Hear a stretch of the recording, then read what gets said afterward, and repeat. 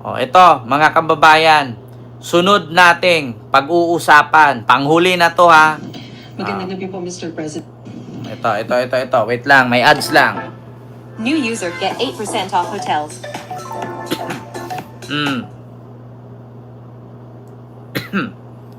Wait lang, ito may ads pa. Mga kababayan, wait lang ha. In Tokyo. It's the perfect way to spend an afternoon, be it rain or Ito. Magandang gabi po, Mr. President. Sir, you mentioned during your podcast na sawa na yung mga tao sa politika, and yet next week magsisimula na po yung impeachment trial against Vice President Sara Duterte. I'm How not cons- sure I see the train of thought there. Sawa ang tao ng politika pero may impeachment. Yes, sir, because it's a political proceeding. So do you see this as a start of another political chaos? I don't think so. But, the legislators, the senators, and the House are going to decide on how to handle it. I don't think that they've made any decisions yet in that regard. So let's it's in there. It's nasa kanila yan eh. Maki, Mostly po sa shoutout Senado, po. pero siyempre nandyan pa rin ang House dahil sila mag-prosecute. So they will have to decide between the two houses how they were going to conduct this. I was part of the Corona impeachment. We were making rules as we went along, and I think that's what will happen here too. So we'll see what happens. Sir, I understand malinaw naman po yung pahayag nyo that you have nothing to do with the impeachment trial. But do you wish na sana hindi na lang ito mangyari so as hindi na lang How many magulong times do I have to say that? I didn't want impeachment. Lahat ng kakampi ko sa Kongreso hindi nag-file ng impeachment complaint. Yung mga nag-file ng impeachment complaint, hindi mo masasabing kaya kong utusan o pagsabihan na ito yung gagawin mo. So, why do I have to keep explaining that I did not want impeachment? Diba? Narinig nyo mga kababayan. Ang sabi ni Pangulong Bongbong Marcos, bakit kailangan kong mag-explain about impeachment? Diba mga kababayan? Ito, gusto ko explain sa inyo. Ito na naman tayo, panibago na naman tong trivia. Lalabas sa bunganga ko. Una, oo nga naman, bakit nga ba si BBM magpaliwanag patungkol sa impeachment ni Sara, hindi naman siya ang may utos na i-impeach si Sara? Una, sino-sino ba ang nag-file ng impeachment ni Sara? Kasama ba ni BBM yon? Una, Laila de Lima, mga kaparian, mga lawyers. Sino pa? Puro oposisyon ang nag-file ng impeachment ni Sara. Ito ulitin ko ha mga kababayan. Ulitin ko. Bakit ang mga Duterte galit kay BBM pagdating at ang mga DDS na supporter ni Digong na mga bobo galit kay BBM pagdating sa impeachment ni Sara? Una, hindi naman si BBM ang nag-utos kay Laila de Lima na mag-file ng impeachment complaint laban kay Sara. Di ba, mga DDS, sadyang bobo ba talaga kayo? Tanga talaga kayo. Bakit galit na galit kayo ipapa-impeach ni BBM si Sara? Huwag kayong maniwala dyan kay Marcos kasi si Marcos ang may gawa sa impeachment ni Sara. Ni minsan ba magkasama si Marcos at si de Lima? Ni minsan ba si Risa Hontiveros? Nakita niyong dumikit kay BBM? Ang nag-file lahat ng impeachment complaint ay hindi Marcos. Lahat yun oposisyon. Ano bang ibig sabihin ng oposisyon? Yan po yung kalaban ni Digong noon, nung panahong presidente pa si Digong. Bakit si BBM ang sisihin ninyo, mga DDS? Sino ba ang mga nag-file ng impeachment ni Sara? Di ba yun yung sinabi ni Sara na rebelde? Si Franz Castro? Di ba yan yung sinabi ni Bato de la Rosa? Na rebelde? Nang nagre-recruit ng mga estudyante para dalhin sa bundok at magrebelde sa gobyerno? Di ba? Yan yung mga nag-file, yung Akbayan Party List, yung laging kalaban ng Duterte Youth Party List. Oh. Yung Kabataan Party List. Oh. Di ba yun yung mga nagpa-file ng impeachment? Kaya nga sabi ni BBM, bakit uulit-ulitin kung mag-explain patungkol sa impeachment? Wala naman akong kinalaman dyan. Ito mga DDS, no? Minsan hindi ko rin kayo maintindihan talaga. Alam niyo, sa totoo lang, napapagod kaya ako mag-explain sa mga bobo na katulad ninyo mga DDS. Si BBM lagi ninyong sinisisi sa pagkakulong ni Digong, samantalang si Trillanes naman ang nag-file ng kaso sa ICC kaya nakulong si Digong. Ngayon naman, si BBM na naman ang sinisi sa pagka-impeach or i-impeach si Sara, samantalang hindi naman kampo ni BBM ang nag-file ng impeachment dyan. Tignan nga natin mga kababayan kung may connection ba si Pangulong Bongbong Marcos sa mga nag-file ng impeachment complaint kay Sara. Sige nga, hanapin nga natin. Oh, ito po, tragis naman tong ano na to, tipaklong na to, nilalamig oh. Ito mga kababayan. Oh, sino-sino, ito ha, sino ang mga nag-file ng impeachment ni Sara?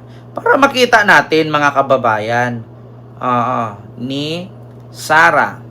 Para malaman natin na si BBM ba ang nasa likod ng pag-file ng impeachment? Si BBM ba ang nasa likod at nag-utos? Ito. Paano nga ba makita yan? Hindi ko alam kung anong tawag sa ganyan eh. Yung mga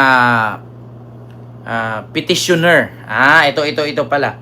Sara Duterte impeachment. Wait lang, petitioner bang tawag dyan? Mga kababayan? Ganun ba yon? Or eto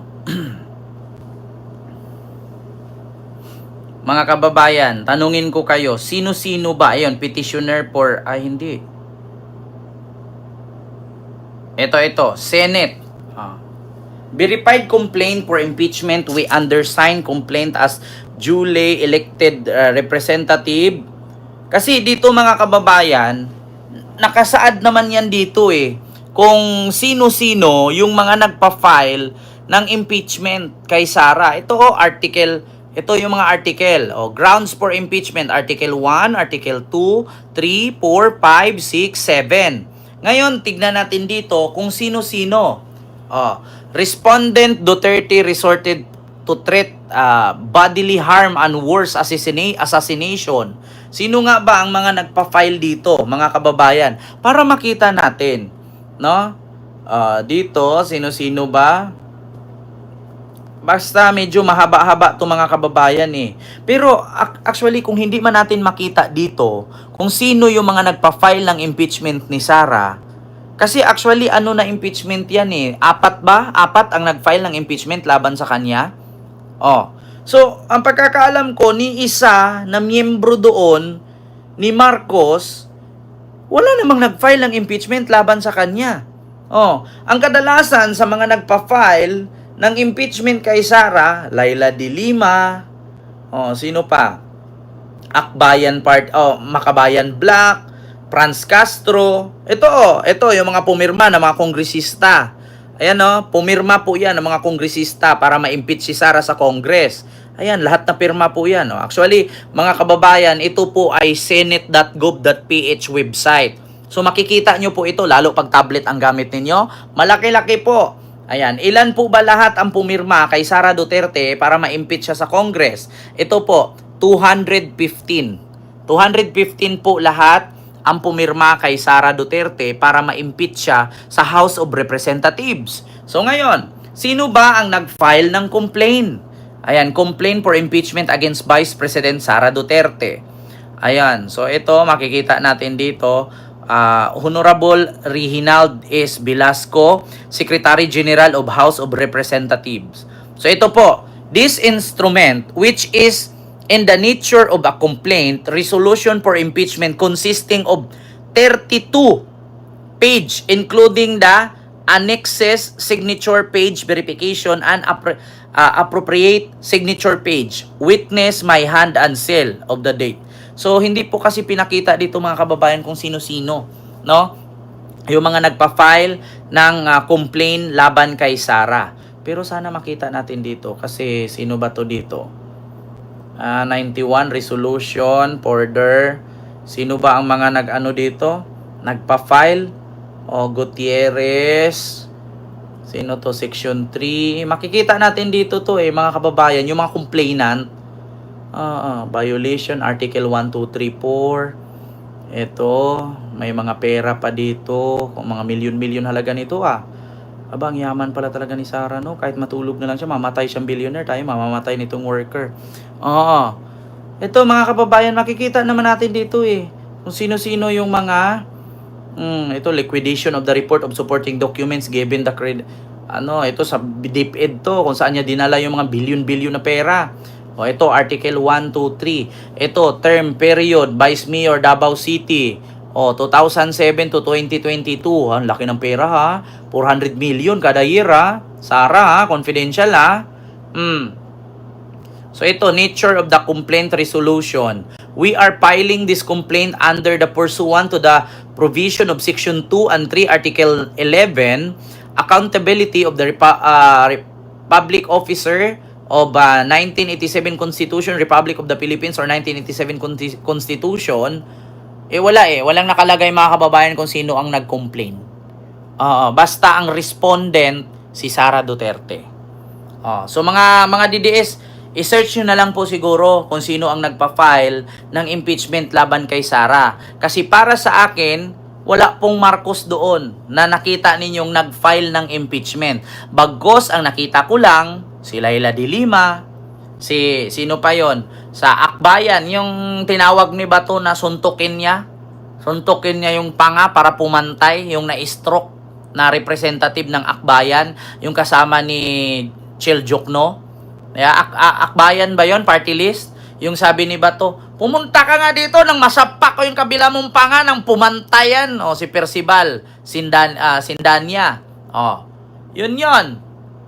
Di ba? Yun yung nakikita ko Si Laila de Lima. Ito, dito tayo. Sa TikTok nga tayo. De Lima. De Lima. File. Impeachment. Para makita natin. Kasi pagkakalam ko, wala namang Marcos ditong... Paano? Ito. Naku, hindi dapat ko gano'n ang iniisip. Kasi siguro... Paano nasabi ditong Yes. Tiwala naman si House Speaker Martin Ross. Ayan Yan ang regalo. Maisara na natin yung bangungot na dulot ng ating pong Vice President sa taong bayan. Maisara.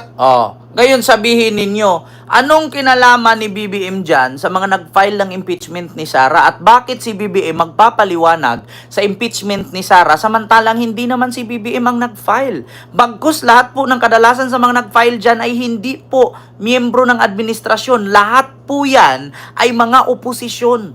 Yan po ang tinatawag nating liberal party groups. Di ba? Alam nyo na, mga kababayan, lahat po yan liberal party. So, paano niyo nasabi ngayon na kasalanan naman ni BBM? Paano yun nasabi ngayon na utos ni BBM? Yan ang mahirap sa mga didilis Diba? Wala na nga kayong utak, bubo pa kayo, nanghuhula pa kayo. Ayan, si Dilima. Ayan, si Akbayan Party List, Serdanya. Tapos meron pa yung mga kaparian. Di ba? Yun, tatlo yung nag-file niyan Sila Laila de Lima, yung kaparian. Tapos meron pa, sino pa yung mga nagpa-file nun? Basta tatlong grupo yan. Tatlong impeachment complaint yan. Nabagkos ang sabi nga ni PBBM, bakit ko kailangan ipaliwanag yan? Wala naman akong alam dyan. Hindi naman ako nag-file niyan. At wala kong dapat na sagutin dyan. Planning a trip? Ah. Don't let these deals fly by. Kasi ni minsan sa grupo ko, Download now. wala namang nag-file. Magandang gabi po, Mr. President. Ayun na, Sila mag-prosecute. oh. So they will have to decide between the two houses how they were going to conduct this. I was part of the Corona impeachment. We were making rules as we went along. And I think that's what will happen here too. So we'll see what happens. Sir, I understand malinaw naman po yung pahayag nyo that you have nothing to do with the impeachment trial.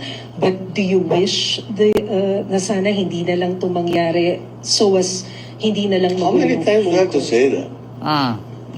I didn't want impeachment. Lahat ng kakampi ko sa Kongreso hindi nag-file ng impeachment complaint. Oh. Yung mga nag-file ng impeachment complaint, hindi mo masasabing kaya kong utusan o pagsabihan na ito yung gagawin mo. So, why do I have to keep explaining that I did not want impeachment? Diba? Oh. Kaya nga wag yung isisi kay BBM yung impeachment ni Sara kasi hindi naman si BBM nag-utos doon kay Laila de Lima, hindi rin si BBM nag-utos kay yung kay Percival, hindi rin si BBM nag-utos doon kay Franz Castro. Oh, hindi rin si BBM nag-utos doon sa mga pare. Oh, bakit kailangan ni BBM? 'Di ba?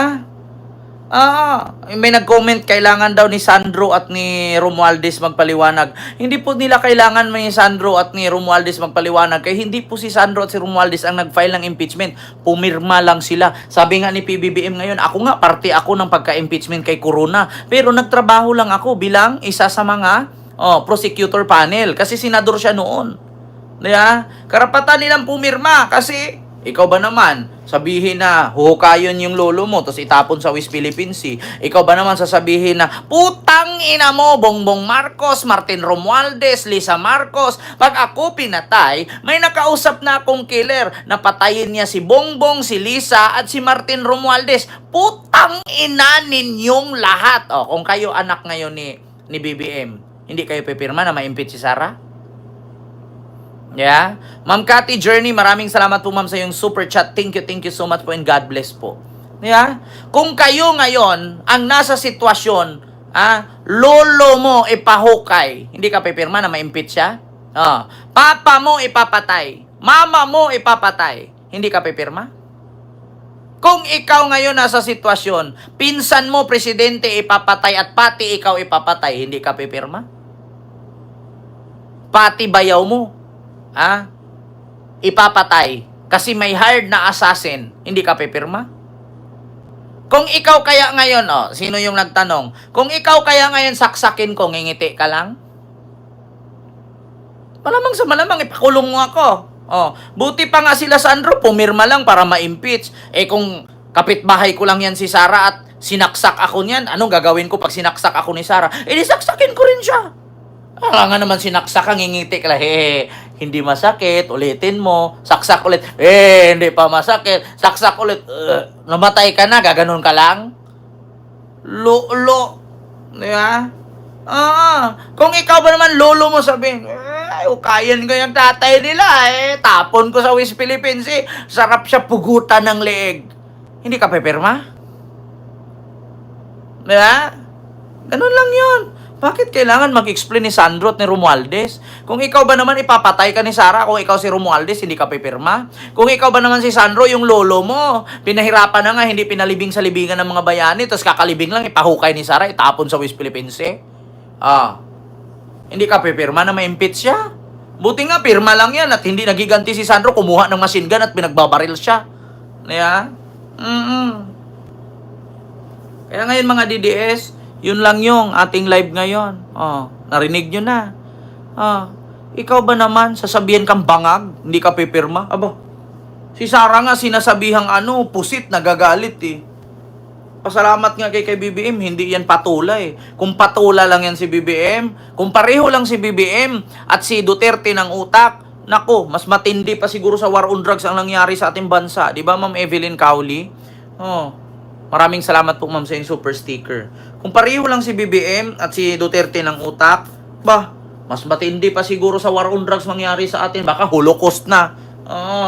Yeah, baka Holocaust na ang nangyayari sa ating bansa, hindi na war on drugs. Pasalamat kayo, meron pa tayong presidenteng matino. Alam mo si Digong, hindi naman talaga matino si Digong. Speaking paano nyo nasabing matino si Digong? Ito, ipakita ko sa inyo ha. Panghuli na lang ito. Alam nyo ba si Digong na hindi talaga matino? Ito. Paano nyo masasabing matino si Digong? Ito, mga kababayan. Pakinggan natin ha, kasi matino nga daw ito si Duterte. Ito. Matino nga ba? Play. Batay sa psychological assessment kay Davao City Mayor Rodrigo Duterte noong taong 2000 na naging basihan ng annulment ng pagsasama nila ng kanyang unang asawang si Elizabeth Zimmerman, hindi siya kadalasan nagsisisi sa kanyang mga naggagawa. Ayon pa sa psychological assessment, mayroong narcissistic personality disorder o masyadong nakatuon si Duterte sa kanyang sarili. At dahil umano dito ay nasasaktan at nababaliwala niya ang damdamin ng ibang tao, maging ang kanilang karapatan. Base pa din sa assessment na kasama sa court records. Impulsive si Mayor Digong at hirap kontrolin ng kanyang emosyon. Hindi rin daw nakikita ni Duterte ang epekto ng kanyang mga ginagawa sa ibang tao. Sa huling bahagi ng assessment ng psychologist, sinabi na wala siyang sense of guilt o pagsisisi sa mga bagay na kanyang nagagawa. At sa halip, binibigyang katuwiran niya ang kanyang mga nagagawa.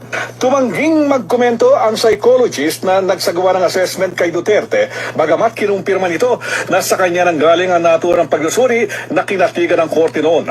Pero nilinaw ng psychologist na si Natividad Dayan, kadalasan ng rason ang psychological incapacity sa paghihiwalay ng mag-asawa. Ayaw ding magkomento si Mayor Digong tungkol dito.